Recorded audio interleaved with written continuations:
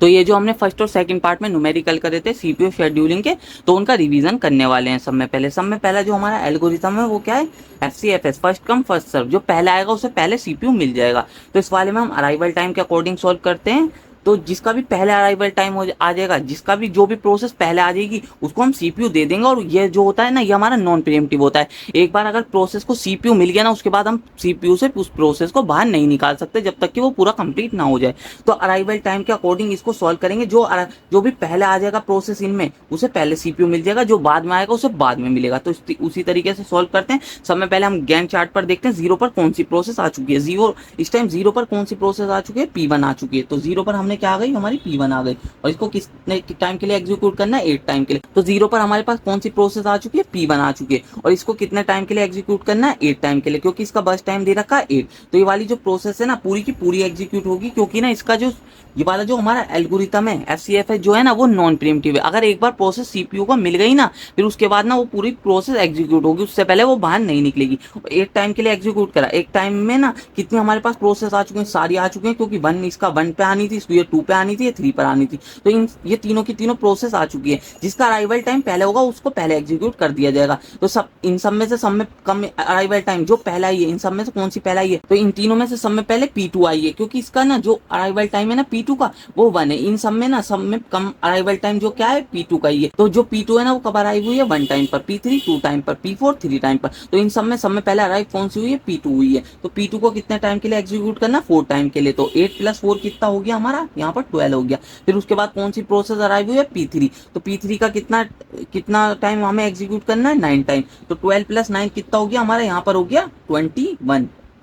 और ये P3 हमारी पूरी की पूरी एग्जीक्यूट हो गई। तो क्योंकि ना एक बार अगर हमने सीपीयू प्रोवाइड कर दिया प्रोसेस को, फिर उससे हम बाहर नहीं निकाल सकते। इसके अंदर यही होता है, क्योंकि ये नॉन प्रीएम्प्टिव है। और फिर उसके बाद देखा लास्ट में हमारे पास P3 बच रही थी, तो इसका ये कब आई हुई थी, थर्ड पर। 3 जो अराइवल टाइम कब था इसका, 3 था। और कितने टाइम के लिए एग्जीक्यूट होगी, 5 टाइम के लिए। तो 21 + 5 कितना हो गया, 26 हो गया। और यहाँ पर हमारी P4 भी पूरी एग्जीक्यूट हो गई। इस तरीके से इसका गैंट चार्ट बनेगा, 0 से लेके यहाँ तक 26 तक पूरी की पूरी सारी की सारी प्रोसेस एग्जीक्यूट हो चुके हैं। कंपाइलेशन टाइम कैसे निकालेंगे, जहां पर जाके ना वो पूरी की पूरी प्रोसेस कंप्लीट होगी या एग्जीक्यूट होगी, वो उसका कंपाइलेशन टाइम होगा। तो P1 पूरी कहाँ जाके कंप्लीट हुई है, 8 पर, तो इसका कंपाइलेशन टाइम 8 हो गया। P2 कहाँ जाके कंप्लीट हुई है, 12 पर। और P3 कहाँ पर जाके कंप्लीट हुई है, 21 पर। और P4 कहाँ जाके कंप्लीट हुई है, 26 पर। 26 पर कंप्लीट हुई है, तो इसका कंपाइलेशन टाइम हो गया। कंपाइलेशन और टर्न अराउंड टाइम कैसे निकालते हैं, टर्न अराउंड टाइम निकालते हैं हम यहाँ पर compilation time minus arrival time. तो कंपाइलेशन टाइम 8 - 0 कितना हो गया हमारा, 8 हो गया। पिछली वीडियो में मैंने सब कुछ बता ही दिया था। 12 - 1 कितना हो गया, 11 हो गया। और फिर 21 - 2 कितना हो गया, 19 हो गया। 26 - 3 कितना हो गया, 23 हो गया।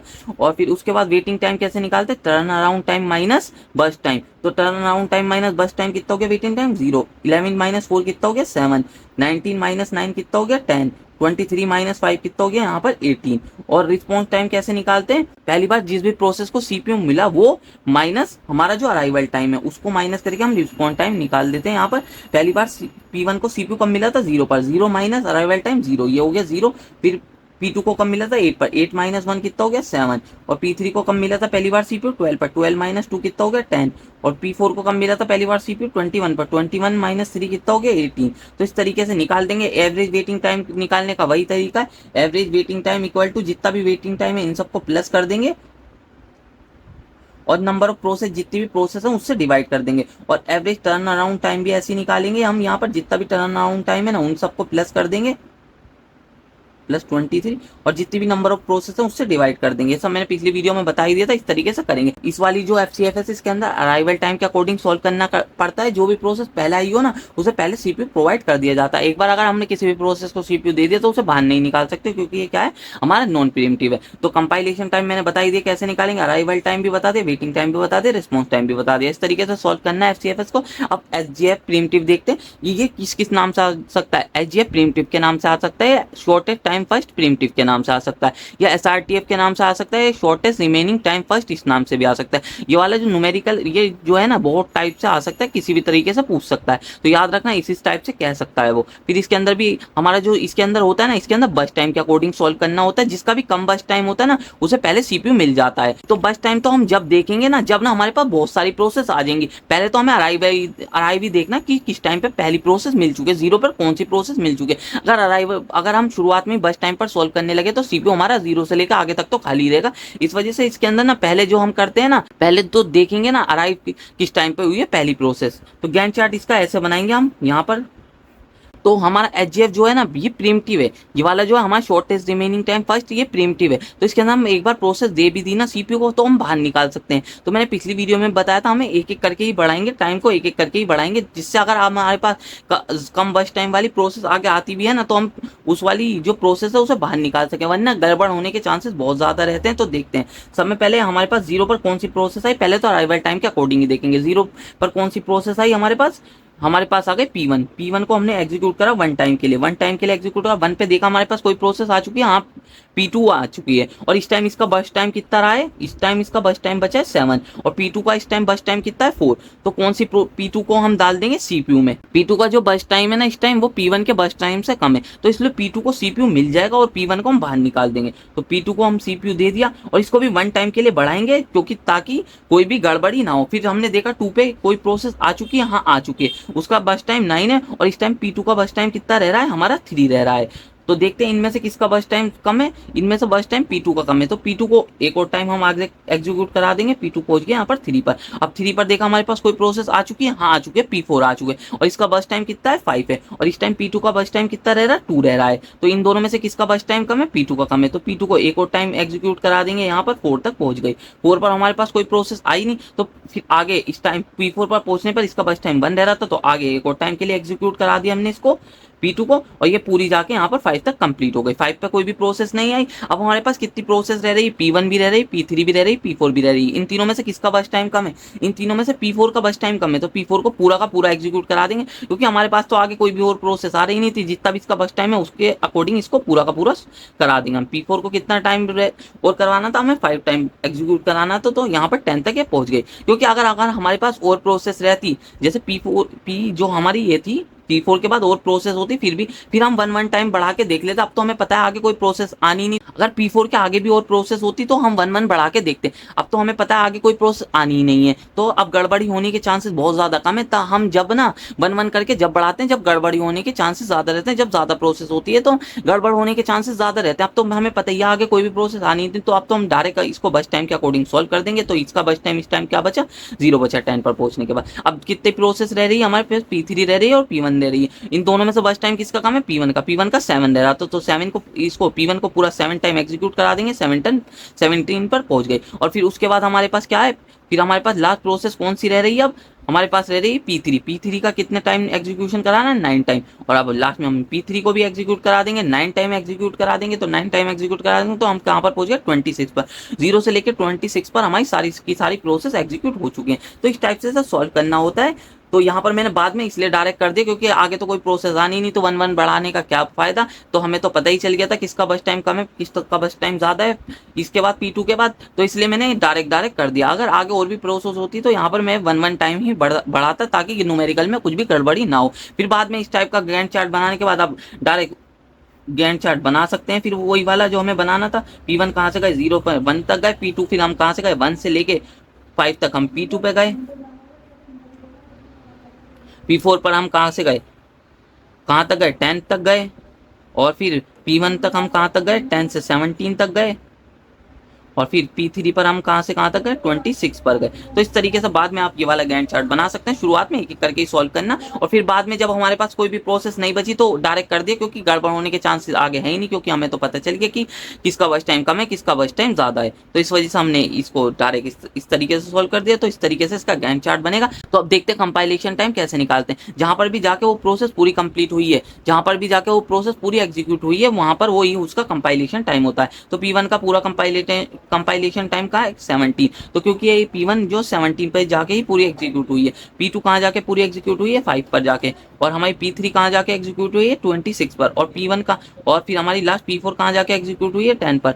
10 पर जाके हमारी P4 पूरी जाके एग्जीक्यूट हो गई है। और फिर उसके बाद देखते हैं टर्न अराउंड टाइम कैसे निकालेंगे। टर्न अराउंड टाइम क्या होता है, हमारा compilation time minus arrival time. 17 minus 0 कितना हो गया हमारा 17 हो गया, 5 माइनस 1 कितना हो गया 4 हो गया, 26 माइनस 2 कितना हो गया 24 हो गया, 10 माइनस 3 कितना हो गया यहाँ पर हमारा हो गया 7। और फिर वेटिंग टाइम कैसे निकालेंगे, हमारा turn around time minus burst time. पहले वाला बर्स्ट टाइम देखना, कभी बाद वाला देखने लग जाओ। 17 माइनस 8 कितना हो गया हमारा 9 हो गया, फिर 4 माइनस 4 कितना हो गया हमारा 0 हो गया, और फिर यहाँ पर हमारा 24 माइनस 9 कितना हो गया यहाँ पर 24 माइनस 9 हमारा हो गया 15 हो गया। 7 माइनस 5 कितना हो गया हमारा 2 हो गया। तो इस तरीके से आपको निकालना है। 7 माइनस 5 कितना हो गया हमारा 2 हो गया। फिर वेटिंग टाइम निकालने के बाद रिस्पॉन्स टाइम कैसे निकालेंगे, जिस टाइम पहली बार सीपीयू मिला है प्रोसेस को वो माइनस हमारा अराइवल टाइम। पहली बार P1 को सीपीयू कब मिला है 0 पर, 0 माइनस 0 कितना हो गया हमारा 0 हो गया। और फिर P2 को पहली बार सीपीयू कहाँ मिला है 1 पर, 1 माइनस 1 कितना हो गया हमारा 0 हो गया। और पहली बार P3 को सीपीयू कब मिला है 17 पर, 17 माइनस 2 कितना हो गया हमारा 15 हो गया। और पहली बार सीपीयू P4 को कब मिला है हमारा यहाँ पर 5 पर, 5 पर मिला है, 5 माइनस 3 कितना हो गया यहाँ पर हमारा 2 हो गया। तो इस तरीके से निकाल लेना रिस्पॉन्स टाइम भी, और मैंने बता ही दिया किस तरीके से सॉल्व करना है इसको भी। SGF प्रीमिटिव को या SRTF के नाम से आ सकता है, शॉर्टेस्ट रिमेनिंग टाइम फर्स्ट के नाम से आ सकता है, शॉर्टेस्ट टाइम फर्स्ट के नाम से, primitive shortest time first primitive के नाम से आ सकता है। तो इस तरीके से आ सकता है, बहुत तरीके से वाला न्यूमेरिकल पूछ सकता है। तो इस तरीके से आपको सॉल्व करना है, इस तरीके से ही सॉल्व होगा। और एवरेज वेटिंग टाइम निकालने का तरीका वही है, एवरेज वेटिंग टाइम निकाल देंगे हम इन सबको, जिन इनका टोटल है ना उसको प्लस करके नंबर ऑफ प्रोसेस जितनी भी उससे डिवाइड कर देंगे। एवरेज टर्न अराउंड टाइम भी ऐसे ही निकाल देंगे, जितना भी टर्न अराउंड टाइम है ना ये हमारा, इसको प्लस करके ना जितनी भी नंबर ऑफ प्रोसेस है उससे डिवाइड कर देंगे, इस तरीके से निकाल लेंगे। और उसके बाद देखते हैं हम थर्ड, हमारा जो थर्ड कौन सा है हमारा यहाँ पर SGF नॉन प्रीमिटिव। तो SGF हमारा क्या है नॉन प्रीमिटिव। ये किस किस तरीके से आ सकता है, शॉर्टेस्ट टाइम फर्स्ट के नाम से भी आ सकता है, डायरेक्ट पूछ सकता है शॉर्टेस्ट टाइम फर्स्ट, जहां पर कुछ भी नहीं लिखा हो, नॉन प्रीमिटिव ना ही प्रीमिटिव लिखा हो ना ही नॉन प्रीमिटिव, इसका मतलब वो नॉन प्रीमिटिव से करना है। और जहां पर SGF लिखा हो खाली, कुछ भी नहीं लिखा हो, नॉन प्रीमिटिव ना ही प्रीमिटिव, तो वहां पर कहाँ से करना है नॉन प्रीमिटिव से। SGF नॉन प्रीमिटिव तो लिखा है तो हमें तो नॉन प्रीमिटिव से ही करना है, shortest time first non primitive लिखा है तो नॉन प्रीमिटिव से ही करना है। सो हमें पता ही चल जाएगा, बहुत तरीके से बता दिया गया किस किस तरीके से आ सकता है। तो ये हमारा प्रोसेस आईडी दे रखी है, अराइवल टाइम, एग्जीक्यूशन टाइम वही होता है हमारा, बर्स्ट टाइम होता है। तो इसको सॉल्व करते हैं, इसको देखते हैं। ये वाला भी जो है हमारा ना उसी तरीके से सॉल्व करना है, इसके अंदर भी बर्स्ट टाइम के अकॉर्डिंग देखेंगे कि जिसका भी बर्स्ट टाइम कम होगा उससे पहले एग्जीक्यूट कर देंगे। पर इसके अंदर क्या होता है, इसके अंदर अगर एक बार हमने प्रोसेस दे दी ना सीपीयू को तो उसे हम बाहर नहीं निकाल सकते, वो पूरी की पूरी एग्जीक्यूट होगी। जबकि हमारा जो वो वाला था ना, जो हमारा पहले वाला जो हमारा प्रीमिटिव था SRT है, उसके अंदर जबकि हम प्रोसेस को बाहर निकाल सकते थे, पर इसके अंदर हम प्रोसेस को बाहर नहीं निकाल सकते। एक बार हमने प्रोसेस सीपीयू को दे दी ना, फिर उसको हम बाहर नहीं निकाल सकते। तो इसको देखते हैं किस तरीके से सॉल्व करना है। तो सब में पहले हम गैंट चार्ट ही बनाएंगे, गैंट चार्ट उसी तरीके से बनेगा, गैंट चार्ट बनाने का तरीका वही है।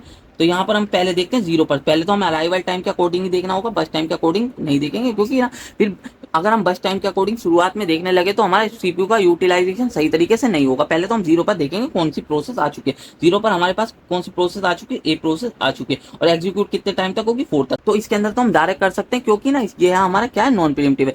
हमें प्रॉब्लम वहां आती है जहां पर प्रीमिशन हो, जहां पर हम प्रोसेस को बाहर निकाल सकते हैं। इसके अंदर अगर हमने एक बार सीपीयू को प्रोसेस दे दी तो उसे बाहर नहीं निकाल सकते। तो ये 4 टाइम के लिए एग्जीक्यूट हुई, और 4 टाइम तक देखते हैं कितनी प्रोसेस आ चुकी है। 4 टाइम तक हमने देखा कि बी भी आ चुकी है, 3 सी भी आ चुकी है, डी भी आ चुकी है, ई भी आ चुकी है, क्योंकि बी पर 2 आ चुकी है, सी पर 3 आ चुके हैं, और डी कितने टाइम पर आ चुके हैं 3.5 टाइम पर, ई कितने टाइम पर आ चुके हैं 4 टाइम पर। तो इस तरीके से हो गया, तो सारी की सारी प्रोसेस आ चुके हैं। अब बी सी डी ई में से देखते हैं किसका बस टाइम कम है। तो यहाँ पर इन चारों में से किसका बस टाइम कम है, इन सी और डी का बस टाइम कम है, इन दोनों का बस टाइम कितना है 3 है। तो फिर हम क्या करते हैं, जब दोनों का बस टाइम सेम होता है ना, फिर हम क्या करते हैं ना, उससे पहले वाले स्टेप पर आ जाते हैं, फिर देखते हैं अराइवल टाइम, जिसका अराइवल टाइम कम होता है ना फिर पहले उसे एग्जीक्यूट करा देते हैं। तो यहाँ पर इन दोनों में किसका अराइवल टाइम कम है, सी का, तो सी को एग्जीक्यूट करा देंगे। सी को कितने टाइम तक एग्जीक्यूट कराएंगे 3 टाइम तक, 3 टाइम पर यहाँ पर पहुंच गए हम 7 पर। और फिर उसके बाद देखते हैं, फिर हम उसके बाद हमारे पास कौन कौन सी प्रोसेस बची। एक तो हमारे पास बची बी बची, एक डी बची और एक ई बची। इन तीनों में से देखते हैं किसका बस टाइम कम है। तो यहाँ पर बी का 7 है, डी का 3 और ई का 5 है। तो डी का कम है तो डी को एग्जीक्यूट करा देंगे। डी को कितने टाइम के लिए एग्जीक्यूट कराना, 3 टाइम के लिए। तो डी को एग्जीक्यूट कराया यहाँ पर हमने, डी को कितने टाइम के लिए 3 टाइम के लिए। तो ये हम 10 पर पहुंच गए। फिर डी के बाद बी और ई बची, बी और ई में किसका बस टाइम कम है, यहाँ पर ई का। तो ई को हम 5 टाइम के लिए एग्जीक्यूट करेंगे, क्योंकि 5 टाइम तक एग्जीक्यूट कराना है, तो 15 पर पहुंच गया। फिर उसके बाद हमारे पास बी बची है, बी को डायरेक्ट एग्जीक्यूट करा देंगे। यहाँ पर बी का हमारे पास कहाँ पर पहुंच गया 22 पर, 7 टाइम एग्जीक्यूट कराना था। तो इसका गैंट चार्ट तो हम डायरेक्ट बना सकते हैं। प्रॉब्लम हमें वहां आती है जहां पर प्रीमिशन हो, जहां पर हम प्रोसेस को बाहर निकाल सकते हैं। इसके अंदर हमें प्रॉब्लम इसलिए नहीं है क्योंकि हम यहाँ पर हम एक बार अगर हमने सीपीयू दे दिया प्रोसेस को, तो फिर हम उसे बाहर नहीं निकाल सकते। तो इसलिए हम इस तरीके से सॉल्व कर देना। इसके अंदर भी बस टाइम के अकॉर्डिंग सॉल्व करना है, पर इसके अंदर ये होता है अगर हमने एक बार सीपीयू दे दिया प्रोसेस को, उसे बाहर नहीं निकाल सकते, चाहे उससे कम बस टाइम वाला प्रोसेस क्यों ना आ जाए। तो इस तरीके से सॉल्व करना होता है। आप कंपाइलेशन टाइम देखते हैं जहां पर पूरी प्रोसेस एग्जीक्यूट हो गई हो या कंप्लीट हो गई हो, वही हमारा कंपाइलेशन टाइम होता है। तो एक पूरी कहाँ कंप्लीट हो गई है, 4 पर हो गई है। बी कहाँ पर कंप्लीट हो गई है, 22 पर हो गई है। सी कहाँ पर कंप्लीट हो गई है, 7 पर हो गई है। डी कहाँ पर कंप्लीट हो गई है, 10 पर हो गई है। और ई कहाँ पर कंप्लीट हो गई है, 15 पर हो गई है। टर्न अराउंड टाइम कैसे निकालेंगे, compilation time minus arrival time. तो कंपाइलेशन टाइम कितना है, 4 माइनस 0 4 हो गया हमारा। 22 माइनस 2 20 हो गया। 7 माइनस 3 कितना हो गया हमारा, 4 हो गया। और 10 माइनस 7.5 कितना हो गया यहाँ पर हमारा, तो ये हो गया हमारा 6.5। और 15 माइनस 4 कितना हो गया यहाँ पर हमारा, 15 माइनस 4 हो गया 11। और उसके बाद देखते हैं फिर हमारा बस टाइम कैसे निकालेंगे, टर्न अराउंड टाइम माइनस, फिर हमारा वेटिंग टाइम कैसे निकालेंगे। वेटिंग टाइम होता है टर्न अराउंड टाइम माइनस बस टाइम। तो टर्न अराउंड टाइम कितना, 4 माइनस 0। और 20 माइनस 7 कितना हो गया, 13। 4 माइनस 3 कितना हो गया, 1 हो गया। 6.3 माइनस 3 कितना हो गया यहाँ पर हो गया हमारा, तो ये आ जाएगा हमारा 3.5। और उसके बाद 11 माइनस 5 कितना हो गया यहाँ पर हो गया हमारा 6। 11 माइनस 5 कितना हो गया यहाँ पर हो गया हमारा 6। वेटिंग टाइम आ गया। फिर रिस्पॉन्स टाइम कैसे निकालेंगे, जिस टाइम पहली बार प्रोसेस को सीपीयू मिला हो वो minus arrival time. 0 minus 0 0, 4 minus 2। और फिर ए को कम मिला था पहली बार सीपीयू 0 पर, 0 माइनस 0 कितना हो गया 0। और बी को कम मिला था 15 पर, 15 माइनस 2 कितना हो गया हमारा 13। और फिर सी को कम मिला था 4, 4 माइनस 3 कितना हो गया हमारा 1। और फिर हमारा किसको मिला था, फिर हमारा डी को कम मिला था 7 पर, 7 माइनस 3.5 कितना हो गया यहाँ पर हो गया हमारा 3.5। फिर जो हमारा ये हो गया हमारा डी 3.5 हो गया। और ई कम मिला था, और ई को कम मिला था पहली बार सीपीयू 10 पर, 10 माइनस 4 कितना हो गया यहाँ पर 6 हो गया। इस तरीके से निकाल लेंगे। एवरेज वेटिंग टाइम और एवरेज टर्न अराउंड टाइम निकालने का तरीका वही है, इन सबको प्लस करके और नंबर ऑफ प्रोसेस जितनी भी है ना उससे डिवाइड कर देंगे। यहाँ पर हम 1 2 3 4 5 प्रोसेस है तो 5 से डिवाइड कर देंगे। और इसी तरीके से एवरेज टर्न अराउंड टाइम भी ऐसे ही निकालेंगे, जितना भी टर्न अराउंड टाइम है सबको प्लस करके और नंबर ऑफ प्रोसेस जितनी भी है उससे डिवाइड कर देंगे। तो वो तो मैंने पहले बता दिया था पहली वाली वीडियो में, और इस वाले में बता दिया। अब देखते हैं जो हमारा अगला है राउंड रॉबिन। फोर्थ जो है हमारा राउंड रॉबिन, इसके अंदर एक टाइम क्वांटम दिया होता है, सब कुछ सेम है, जो पहला आएगा उसे पहले सर्व कर दिया जाएगा।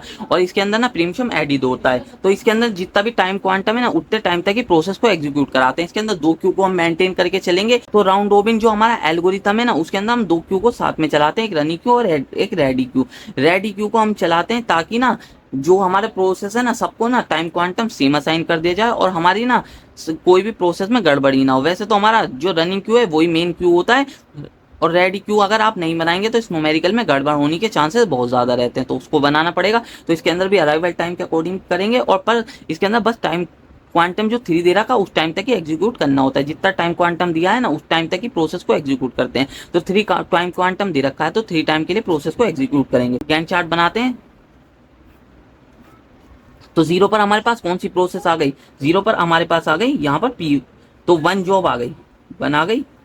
तो 0 पर हमारे पास 1 आ गई, 1 जॉब आ गई। जॉब वही प्रोसेस कह सकते हैं, यहाँ पर जॉब दे दिया इन्होंने, 1 आ गई। और 1 को कितने टाइम क्वांटम के लिए एग्जीक्यूट कराएंगे, कितने टाइम तक कराएंगे, 3 टाइम तक कराएंगे, क्योंकि टाइम क्वांटम 3 दे रखा है तो 3 टाइम तक एग्जीक्यूट कराएंगे। तो ये हमारा कौन सा हो गया, ये हो गया हमारा रनिंग क्यू, रनिंग क्यू हो गया ये हमारा। और ये रेडी क्यू हो गया, रेडी क्यू। पर पहले हम जो प्रोसेस है ये जो जितनी भी चीजें है ना सब इसमें डालेंगे रेडी क्यू में। तो पहले जो थी ना 0 टाइम पर कौन सी सब में पहले आ गई थी, 1 आ गई थी, तो यहाँ पर हमने रेडी क्यू में डाला। रेडी क्यू से निकालने के बाद इसको रेडी क्यू में हमने टाइम असाइन कर दिया, 3 टाइम क्वांटम तक एग्जीक्यूट होगी। फिर उसके बाद ये रनिंग क्यू में गई, यहाँ पर गई और यहाँ पर जाके इन्हें अपना 3 टाइम क्वांटम एग्जीक्यूट करा। फिर हमने देखा 3 टाइम क्वांटम तक कितनी प्रोसेस आ चुके हैं, तो यहाँ पर 1 2 भी आ चुकी है, 3 भी आ चुकी है, 4 भी आ चुकी है। और इस टाइम तक इसका कितना एग्जीक्यूशन हो चुका है, 3 टाइम हो चुका है। तो यहाँ पर कितना बच टाइम बचा, 7 बचा। तो यहाँ पर पहले तो हम कितनी प्रोसेस आ चुकी थी, एक 2 भी आ चुकी थी, एक 3 भी आ चुकी थी। और यहाँ पर इन दोनों को हम डाल देंगे, यहाँ पर पहले रेडी क्यू में डाल देंगे, यहाँ पर हम इसे, तो रेडी क्यू में डाल देंगे हम इसे 2 और 3 को, 2 और 3 को हमने रेडी क्यू में डाल दिया। और फिर उसके बाद ना इसका क्योंकि टाइम रह रहा, फिर इसके बाद इन दोनों के बाद इसे डाल देंगे यहाँ पर अब हम। पहले जो प्रोसेस रहती है ना यहाँ पर जो रह रही है उनको डालते हैं, उसके बाद डालते हैं यहाँ से उठा के। ठीक है, अब हम 2 को एग्जीक्यूट करेंगे, 2 को कितने टाइम के लिए एग्जीक्यूट करेंगे, 3 टाइम के लिए एग्जीक्यूट करेंगे। और हमने देखा यहाँ पर ना ये तो पूरी की पूरी एग्जीक्यूट हो गई है, इसका एग्जीक्यूशन तो पूरा कंप्लीट हो गया, तो वापस इसमें डालने की जरूरत है ही नहीं। जब अगर इसका एग्जीक्यूशन कंप्लीट हो जाता तो ये बाहर निकल जाती है, वापस रेडी क्यू में डालने की जरूरत नहीं होती है। तो इस तरीके से होता है। फिर उसके बाद हमारे पास कौन सी थी, तो इस न्यूमेरिकल में थोड़ी सी गड़बड़ी हो गई थी। यहाँ पर हम 2 को, जब हमने 2 को एग्जीक्यूट करा दिया था तो हम कहाँ पर पहुंच गए थे, यहाँ पर 6 पर पहुंच गए थे। 6 पर हमारा पूरा का पूरा 2 कंप्लीट हो गया था। उसके बाद हमने देखा 6 पर कोई प्रोसेस आ गई है, उसके बीच में हाँ 4 आ गई है, तो 4 को यहाँ पर 4 टाइम क्वांटम पर 4 प्रोसेस आ गई, तो 4 को यहाँ पर डाल देंगे। उसके बाद हमारे पास कौन सी एग्जीक्यूट करानी है, 3 को कितने टाइम तक एग्जीक्यूट कराना है, यहाँ पर हमें करवाना है 2 बाइस टाइम तक एग्जीक्यूट कराना है। तो यहाँ पर हमारे पास टाइम क्वांटम दे रखा है 3, पर हम इसको किस टाइम तक एग्जीक्यूट कराएंगे, यहाँ पर हम इसको कराएंगे 2 टाइम तक, क्योंकि हम एक टाइम क्यों वेस्ट करेंगे, एक टाइम खाली सीपीयू क्यों छोड़ेंगे। तो यहाँ पर हमने इसको ना 2 टाइम तक ही एग्जीक्यूट कराएंगे, क्योंकि हमारे पास भले ही टाइम क्वांटम 3 दे रखा, पर इसको टाइम तो 2 चाहिए, तो 2 टाइम तक ही एग्जीक्यूट कराएंगे। फिर ये 2 टाइम तक एग्जीक्यूट कराने के बाद इसका भी बस टाइम क्या बचा, 0। फिर उसके बाद हमारे पास 1 आ गई, 1 को एग्जीक्यूट कराएंगे। 1 को कितने टाइम रह रहा है, अभी 7 रह रहा है, तो इसको पूरा का पूरा 3 टाइम के लिए एग्जीक्यूट कराएंगे। यहाँ पर ये कितने पर पहुंच गए, 11 पर, और इसका इस टाइम बस टाइम कितना बचा, 11 पर पहुंचने के बाद इसका बस टाइम बचा यहाँ पर हमारा 3 टाइम के लिए एग्जीक्यूट हुई, तो इसका बस टाइम बचा 4। और फिर उसके बाद ये हमारे पास फिर इसको उठा के कहां पर डाल देंगे, फिर से इसी में डाल देंगे, क्योंकि अब इसका टाइम रह रहा है। फिर इसके बाद हमारे पास 4 को एग्जीक्यूट कराना, 4 को कितने टाइम के लिए एग्जीक्यूट कराना, 3 टाइम के लिए। तो यहाँ पर फिर 4 को हमने कितने तक एग्जीक्यूट कराया, यहाँ पर 4 को हम एग्जीक्यूट कराएंगे यहाँ पर 14 तक, और इसका बस टाइम कितना बचा, यहाँ पर 1 बचा। और फिर उसके बाद हम फिर से यहाँ पर इसको उठा के डाल देंगे इसी में, क्योंकि इसका भी बस टाइम यहाँ पर रह रहा है, तो इसको वापस इसी के अंदर उठा के डाल देंगे, क्योंकि अभी इसका बस टाइम 1 रह रहा है। तो यहाँ पर 1 को फिर से 3 टाइम क्वांटम के लिए एग्जीक्यूट कराएंगे, 1 को 3 टाइम क्वांटम के लिए एग्जीक्यूट कराया, यहाँ पर पहुंच गए हम 17 पर, 17 पर पहुंच गए, और इसका इस टाइम बस टाइम कितना रह रहा है, 1 रह रहा है। 1 बचा इसका बस टाइम, तो इसका भी 1 रह रहा है, तो इसको फिर से यहाँ पर डाल देंगे उठा के। और इसके बाद हम किसको एग्जीक्यूट कराएंगे, 4 को कितने टाइम के लिए एग्जीक्यूट कराना, 1। तो यहाँ पर हम 4 को कितने टाइम के लिए एग्जीक्यूट कराएंगे, 1 टाइम के लिए, क्योंकि ना हम 1 टाइम के लिए क्योंकि एग्जीक्यूट कराएंगे, क्योंकि जब इसका बस टाइम 1 रह रहा है तो हम इसको 3 टाइम क्वांटम तक क्यों एग्जीक्यूट कराएंगे, जब इसका बस टाइम 1 है तो हम 2 टाइम क्यों वेस्ट करेंगे। तो यहाँ पर इसको 1 टाइम के लिए एग्जीक्यूट कराएंगे, और यहाँ पर ये पूरा का पूरा कंप्लीट हो जाएगा। फिर उसके बाद क्या रह रहा है, 1 को लास्ट में 1 को एग्जीक्यूट कराएंगे कितने टाइम के लिए, 1 टाइम के लिए, क्योंकि इसका बस टाइम कितना रह रहा था, 1 रह रहा था। उसके बाद ये भी कंप्लीट होकर 0 रह जाएगा। यहाँ पर हम पहुंच गए 19 पर। 19 पर जाते जाते पूरी की पूरी प्रोसेस सारी की सारी कंप्लीट हो चुकी है। तो इसके अंदर यही करना होता है, सबसे पहले हम रेडी क्यू में डालेंगे जो भी प्रोसेस हमें एग्जीक्यूट करानी है। तो अब इसको देखते हैं, अब इसका कंपाइलेशन टाइम कैसे निकलेगा। जहां पर भी जाके वो प्रोसेस पूरी कंप्लीट हो गई है वो इसका कंपाइलेशन टाइम होगा। तो 1 कहाँ जाके पूरी कंप्लीट हुई है, 19 पर, और फिर हमारी जो 2 है वो कहाँ पूरी कंप्लीट हुई है, 6 पर जाकर, और हमारी 3 पूरी कहाँ कंप्लीट हुई है, 8 पर जाकर, और हमारी 4 कहाँ कंप्लीट हुई है पूरी जाकर, 18 पर जाकर।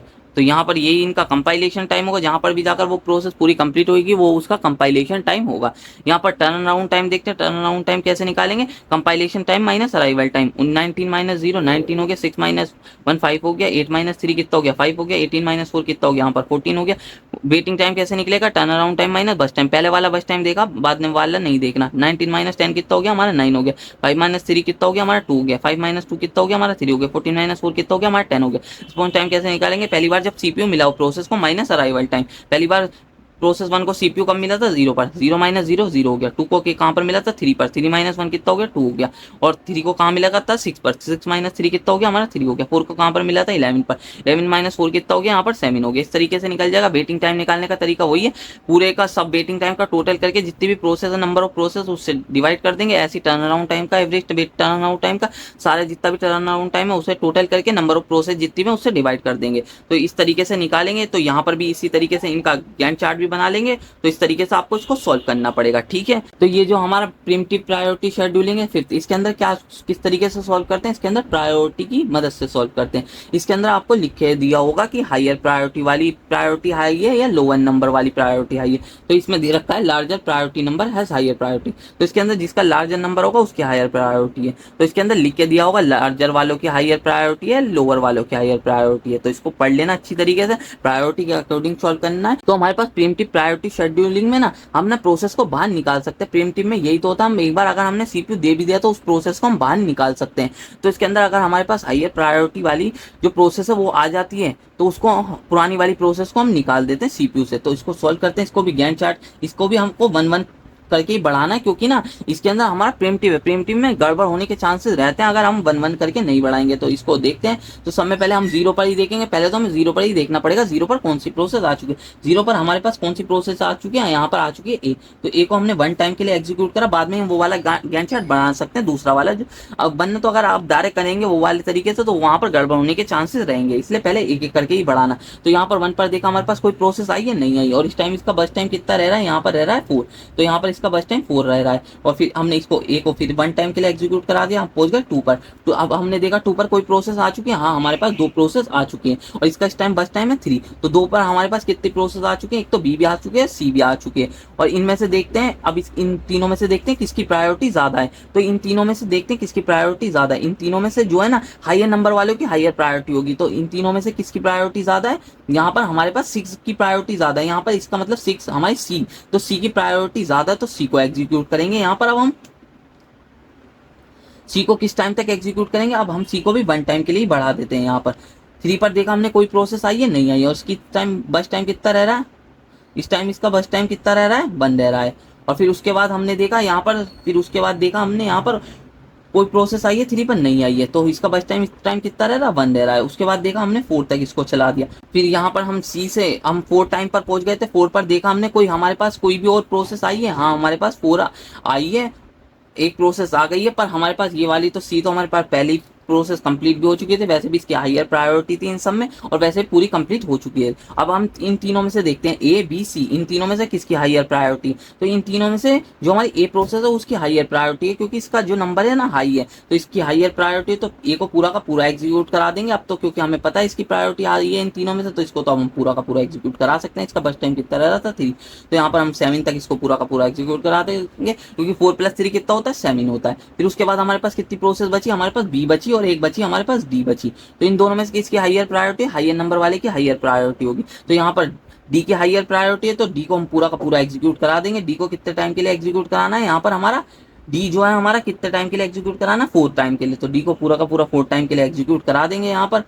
तो डी को हमने 4 टाइम के लिए एग्जीक्यूट करा दिया, तो यहाँ पर 7 + 11 हो गया, हमारा डी पूरा एग्जीक्यूट हो गया, क्योंकि अब तो हमें पता है आगे कोई प्रोसेस आई नहीं, इसकी हायर प्रायोरिटी है, तो इसको पूरा का पूरा एग्जीक्यूट करा देंगे।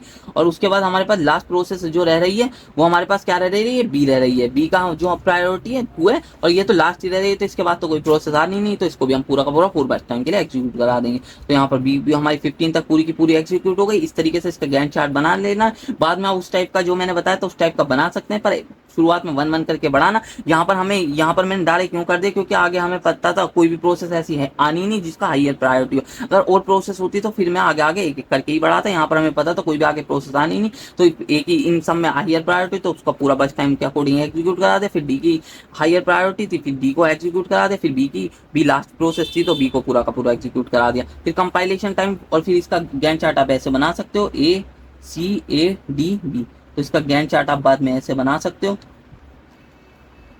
तो बाद में इसका 0, और फिर ए कहाँ तक गए थे, हम 2 तक गए थे, 2 और 2 से हम सी तक को कहाँ तक गए थे, 4 तक गए थे, और फिर वापस 4 से 7 तक ए तक गए थे हम, और फिर वहां पर 7 से 11 तक डी तक गए थे, 11 से 15 तक हम बी तक गए थे। तो इस तरीके से बाद में वाला गैंट चार्ट बना सकते हो, शुरुआत में एक एक करके ही करना। फिर कंपाइलेशन टाइम कैसे निकालेंगे, जहां पर भी जाकर वो पूरी प्रोसेस एग्जीक्यूट हुई है वही उसका कंपाइलेशन टाइम होगा। तो ये पूरी कहाँ जाके कंप्लीट हुई है, 7 पर जाकर, तो उसका ही कंपाइलेशन टाइम 7 हो गया।